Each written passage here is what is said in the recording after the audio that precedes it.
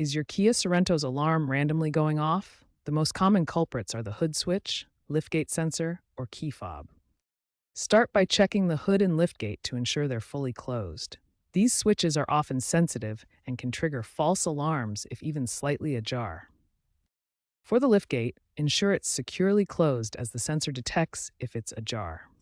For the key fob, try replacing the battery, ensuring it's above 2.5 volts, as a weak battery can cause erratic signals. If problems persist, consider electromagnetic interference, especially in urban areas.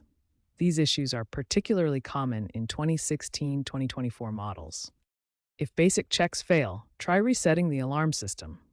A simple method is disconnecting the car battery for 10 to 15 minutes. For newer 2022 Plus models, use the Kia Connect app for remote resets. Check fuse number 15, the alarm fuse, for any breaks. If the problem continues, the hood or liftgate switch may need replacing.